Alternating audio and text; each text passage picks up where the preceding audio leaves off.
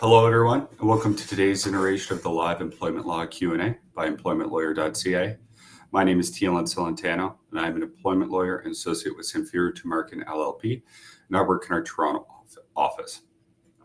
As always, please go ahead and ask your questions right now live, whether through Facebook, LinkedIn, Twitter, X, or YouTube, and I'll do my best to answer them live. You can also go to our website at employmentlawyer.ca, email us at help@employmentlawyer.ca, or give us a call on 1-855-821-5900. I'd like to start today by talking about two two quick topics. First is with respect to Shake Shack. So for those of you who maybe live in Toronto, I'm sure you've all seen the massive lines as the American fast food chain opened their first store in downtown Toronto, their first storefront, in Canada, and it's in downtown Toronto, right at Yonge and Dundas Square. They've announced that they're going to cap off the year by opening another 3 stores in downtown Toronto. It raises a question of what are employees' rights when they start a new job? It's oftentimes viewed by some employees that when they have no leverage, when they start a new job and they're looking at their employment contract, and it's just not true. Oftentimes, that is, at least in the short term, the time at which employees have the most leverage. The company has already gone through the effort of interviewing multiple candidates, potentially negotiating something with you, and that you're the one they've selected. You're the person they wanted to hire. Somebody has already picked you, and because of that, you do have some leverage. So the question is, what do you do? How do you use that? Well, one of the important things to do is to make sure if you're given a written employment contract, is to get an employment lawyer to review it. All of our lawyers do that on a day-to-day basis. And you can set up a call with one of us by going to employmentlawyer.ca. And what we can do is we can go through that contract with you and translate it from legalese into English. There are a lot of different things that can be embedded into those contracts that people aren't aware of. For example, your employer may choose to put in a temporary layoff clause, or as it's colloquially known, a furlough clause. Generally speaking, the first time you're placed on temporary layoff, that's a constructive dismissal and you're allowed to pursue severance. However, if there's a term in your contract that allows for it, that's not the case. So it's really important then that you know that when you're signing the contract and you're going into this new relationship, this new employment relationship with eyes wide open. There could also be termination clauses about changing your work location, your hours, all that kind of stuff, things that may seem innocuous on the front end, but could have really large implications, not only during your employment, but also at the end. So if you're starting a new job and you're given an employment contract, it's important that you make sure that an employment lawyer reviews it with you so you know what you're signing and what it means. The second topic is the announcement that No Frills is closing down a number of franchises, a number of grocery stores across the country. Now, that's unfortunately not something that's unique about these times. We've seen a lot of stores closing. We've seen a lot of big terminations and layoffs across the country, across industries. It's just a sign of the times. One of the important things to know, though, is just because your company is closing doesn't mean that there's no money. Doesn't mean that you're not entitled to more severance. It may sometimes make it more difficult, but it doesn't make it impossible. One of the things we have to look at frequently is whether or not it's a franchise that is closing or whether or not it's a business that is closing, and there are multiple other stores that the company owns.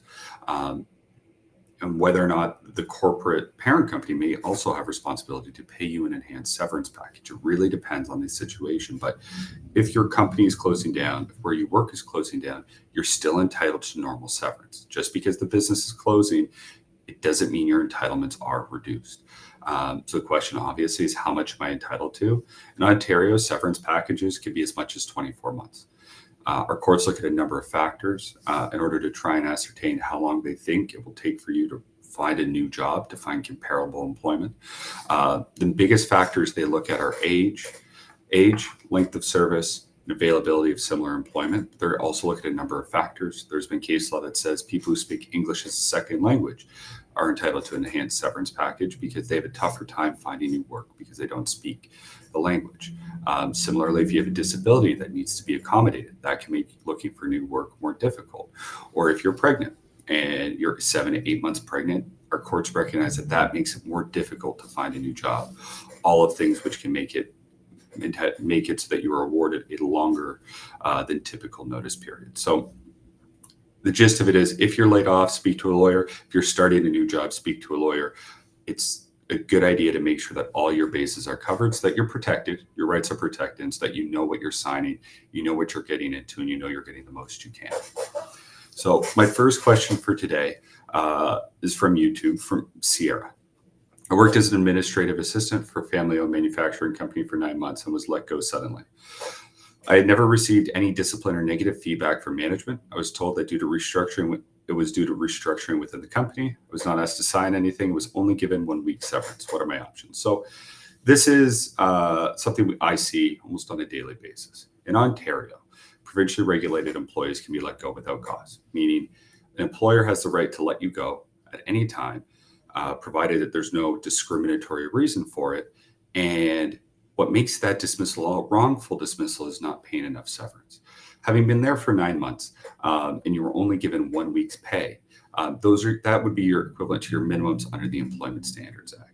So depending on the terms of your employment contract, again, why it's important to have a lawyer review it before you start, there may be a clause that limits your entitlements, but more often than not, that is not the case. And you would be entitled to additional severance. Now, one of the fortunate things with our legal system is our courts have taken notice that short service employees like yourself face unique challenges in looking for new work as compared to someone with more service. So without knowing the exact specifics of your case, you may be entitled to as much as 3 months severance in court. So it's important, Sierra, that you reach out to us at employmentlawyer.ca so that one of our lawyers can take a look at your fact and advise you on whether or not you're entitled to additional severance. K-Rocks on YouTube asks, my employer's vacation policies have recently changed. I lost over 50 vacation days. We used to have the option to roll over our unused days with no limitation. This was recently changed to 5 days maximum per year. My unused days were removed from our vacation tracking system. Is this allowed? Should I have been compensated for these days? So, K-Rocks, this question is always difficult when it comes to vacation policies. There are minimum standards that are put in place by the Employment Standards Act. But then there's also, and our employers are mandated to follow that, right? So the Employment Standards Act, that's minimum standards legislation. Think of it as the floor. This is the bare minimum that every employer in Ontario has to do and has to give their employees. That being said, there are additional things that they can give under the common law. And if your employer has made this big change, essentially taking away 45 days pay, that could be significant enough to amount to a constructive dismissal. So at law, what a constructive dismissal is defined as a significant and unilateral change to the terms of someone's employment. Now, we always fight over what is significant. It's where the fight always comes from. And depending on the other circumstances of your employment, that may or they may not be significant enough to warrant a constructive dismissal. But if it is, then not only could you be entitled to compensation for those 45 days you've lost, but you would also be entitled to additional money for severance pay. So the way the analysis works in our courts is whenever an employer implements a change without the employee's approval or consent, the courts say, okay, was that significant?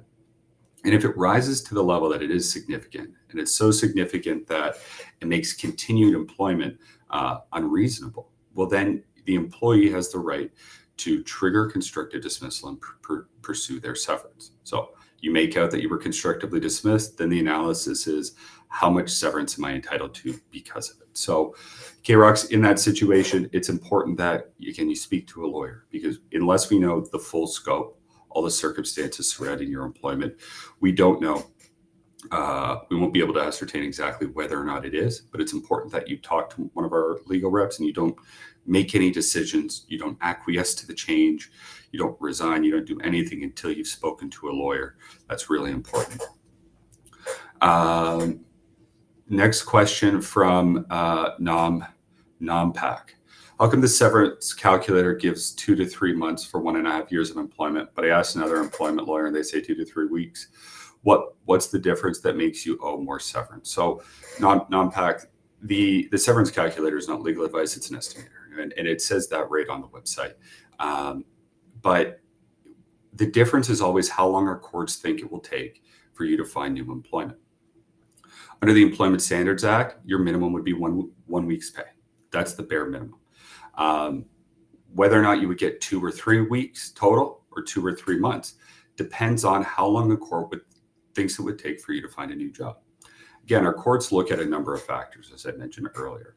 With age, our courts have said that when the older a person is, it sometimes makes it more difficult for them to find new work. So they're entitled to an enhanced severance period.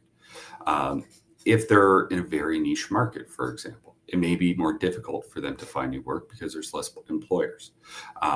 Another question, or another thing our courts consider, is how much money you made. What was the character of your employment? Courts have recognized that it's easier to find an entry-level position in the marketplace than it is to find a C-suite executive position. So our severance calculator attempts to look at everything and try to ascertain how much you may be entitled to. But there is no substitute for legal advice. I can't advise why another employment lawyer said one thing or another. That was their advice. But it is not uncommon for employees with 1.5 years of service to be awarded 2, 3, 4, even as much as 6 months severance if the factors of their employment are what they need to be. So non-PAC, the short answer is it depends. It's a typical lawyer answer. It's the one that we say all day, every day. But it depends on the factors of your employment. 2 to 3 months for an employee who's been there for 1.5 years isn't unreasonable. It's something we see all the time. If you'd like a second opinion, then I encourage you to schedule a time to speak with one of our lawyers, and you could do so by going to employmentlawyer.ca. The next question is from L on Facebook. If you were signed onto a contract of 2 years and you were let go before the end date, are you owed anything? So L, the short answer is yes. So generally, when employees are hired on, they're hired on an indefinite basis. So you will work here indefinitely going forward into the future. But there are times in which an employer may say, we're hiring you for a period of 6 months, 1 year, in this case, 2 years. So what happens when you are let go short of that, right? So you're there for a year on a 2-year contract and they let you go.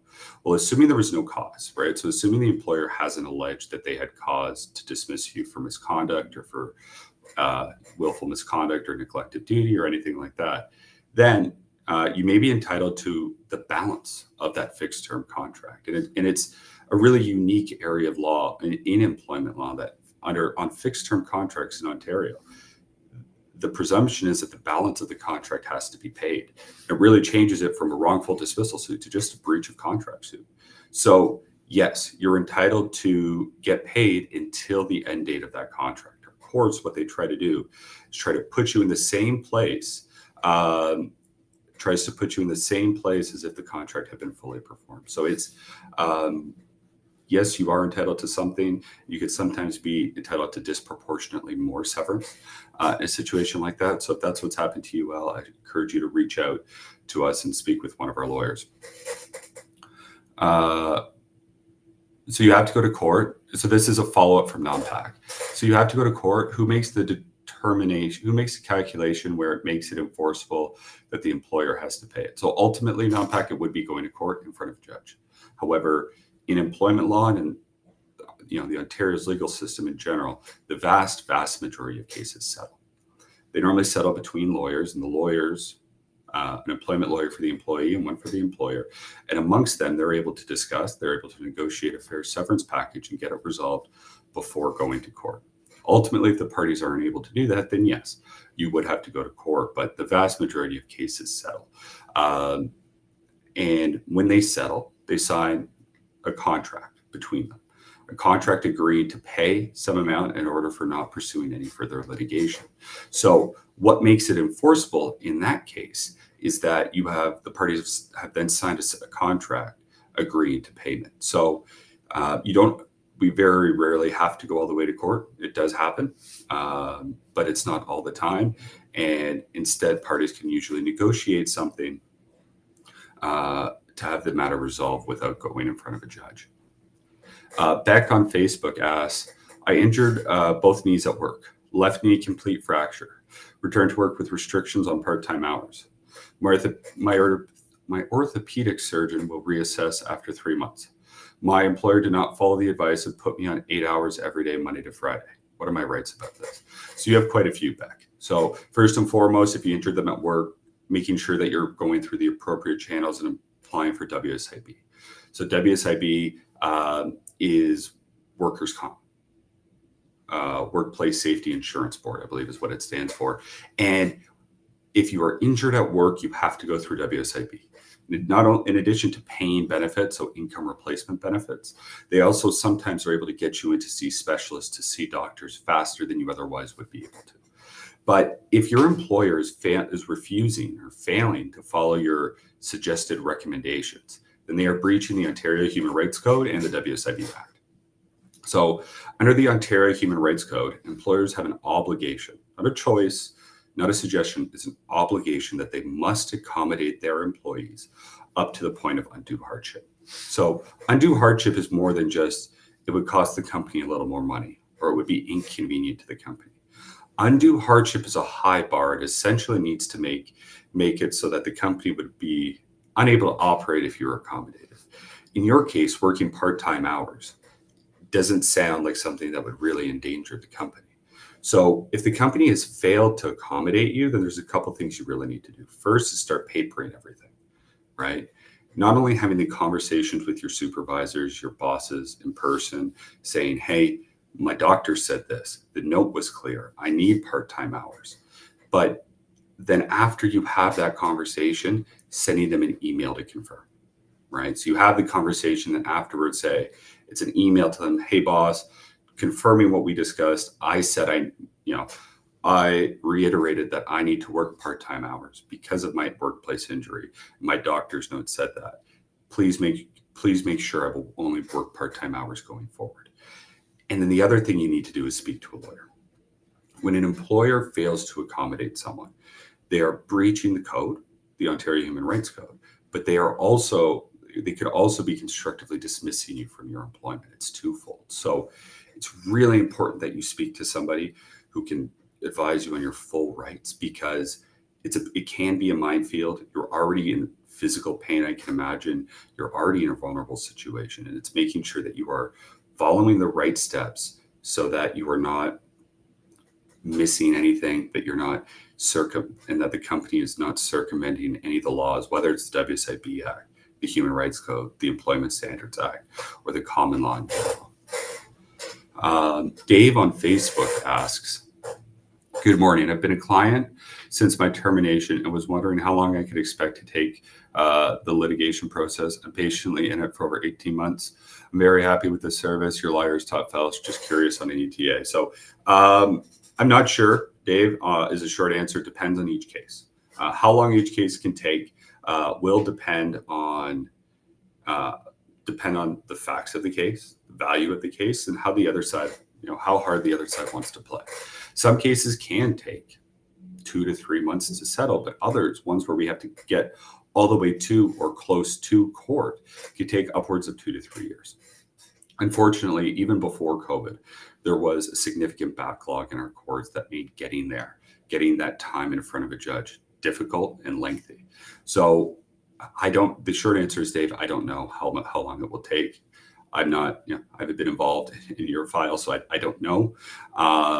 If you have any questions about the steps in the process, I would suggest you to reach out to the lawyer specifically and talk to them. But it really just depends. It could be, over soon, and it could take another 6 months or so in order to get in front of a judge. I really have no idea. There may also be other things within a lawsuit that can slow things down. For example, if there's motions that are needed during the process because the other party isn't following the rules the way they're supposed to, that can also slow things down. So it depends is a short answer, Dave. And I think in your case, reaching out to the lawyer on the file would probably be your best course of action, and asking them to kind of give you an idea of how much longer they think it could take. You should be able to get an answer that way. The next question is from Tammy on YouTube. She asks, before being hired by a company, they request that you come in for a 4-hour training session to see how you might be in the position available. Do they have to pay you for that? And for that 4-hour training, or is it part of the hiring process? Yes, Tammy, they have to pay you for that. It has long been the case that employers have to pay people for those training sessions. They don't have to pay you for the interview itself, but if they're going to come in and have you do real work for the company, then yes, they have to pay you for that. This is unfortunately something that is very, very common in the restaurant industry. It's something that we've seen all across the board in the restaurant industry for a number of years. And it'll say, okay, well, we want to see if you could handle being a line cook at our restaurant. So come for dinner service tonight. Let's see how you can handle it. You're not getting paid though. That's illegal. It's been illegal. It's been on the books for a long, long time. But businesses kept on trying to get away with it. Fortunately, earlier this year, the provincial government introduced new legislation. It's called the Working for Workers 4. So Working for Workers number 4 Act. And that act, amongst other things, took direct aim at the restaurant industry to try to curtail some of these unfair and illegal practices. And that was one of the things they mentioned, that if you come in for a training or a trial shift, that you need to get paid for it. One of the other things they said is they banned tip pooling and tips being pooled for owners or people who are non-servers and wait staff. They also implemented certain laws surrounding how tips are to be distributed amongst employees. One of the insidious things we had seen in the restaurant industry was that all people's tips that were being collected through card payments were being then transferred to a third party. And that third party would then send the money to the servers. Now, that sounds great in theory, but that third party was taking a service fee. They were taking a 1, 2, 3, 5% service fee for the action of being the middleman between the restaurant and the employee. And the Working for Workers 4 Act outlawed that as well. They said you cannot do that. You cannot charge people a service fee, and servers now have the right to designate which account they want their tips deposited into directly from their employer. The last thing off the top of my head that act did was it banned the deduction of wages, of a server's wages for a dine and dash. Unfortunately, it's something we've seen for as long as restaurants have been around. Someone goes and eats at a restaurant and they refuse, and before the bill comes, they run out and don't pay. Unfortunately, restaurants would frequently deduct the value of that meal, of the items and drinks and food consumed, back to the server. While again, that was already illegal, restaurants still did it. So what the Working for Workers Act did, amongst other things, was ban that practice.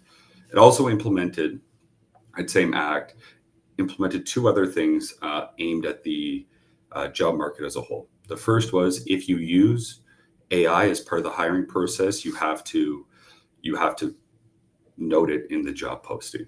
What that means is difficult. What constitutes AI is unclear, and especially in a field that's constantly evolving, like the tech industry is. It'll be difficult to enforce it.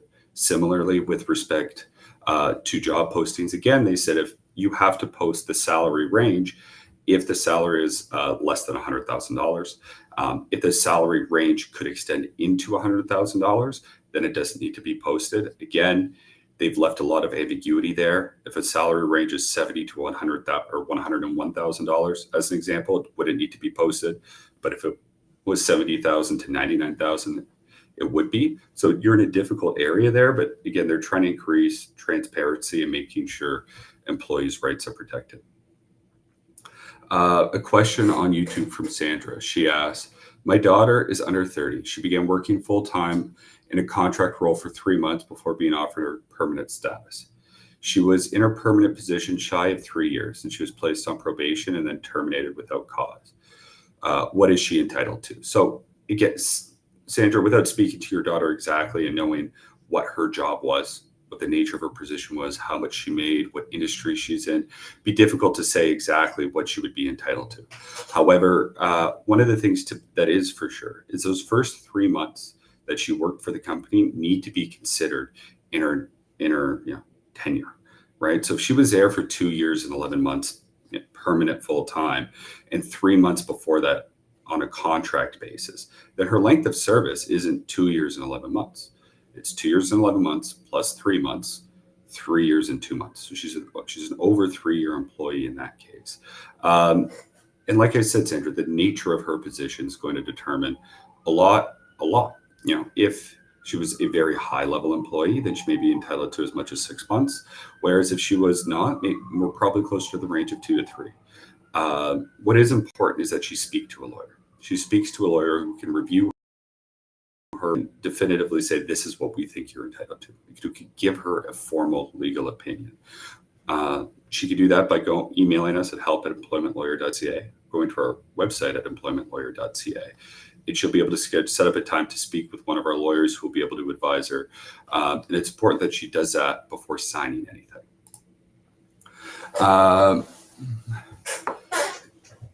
Last question for today.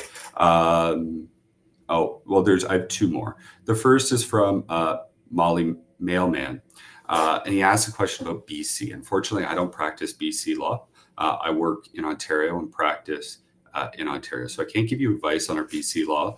Keep an eye on our website for the next time one of my BC colleagues is on, and they will be able to answer the questions you may have. Shafi S on YouTube asks, every employer gives you a severance calculation, says sign it before this date if you accept it. What is the significance if you fight and lose? Will that amount still be on the table? So whenever anybody makes a settlement offer, offers you something, by not taking it and instead fighting, you are rejecting that offer. That's what our courts have said. However, very frequently, that money is still on the table, at least in the short term. Now, if you go all the way to court, you litigate it for 2 to 3 years and you're unsuccessful, then no, you can't go back in time and say, actually, I'll take what was on the table at the beginning. So there is some element of risk, but it is rare that first offer is not available for acceptance after counsel gets involved. So, and similarly, that date, sign it by the end of today or sign it by the end of the week. While it's significant and you should do your best to respect it, if because you're speaking to a lawyer, if you're not able to speak to a lawyer to a day or 2 after, oftentimes that's okay. However, when you're presented with that paperwork, as soon as you are, go to our website at employmentlawyer.ca. One of our lawyers will be able to set up a time and speak with you. Thank you for all your questions for today. I'm sorry I couldn't get to all of you. Our next live employment law Q&A is on Tuesday at 1 o'clock with my colleague Sefton, again, who practices out of our Toronto office. And I hope you all have a great Friday and a wonderful weekend. Thank you.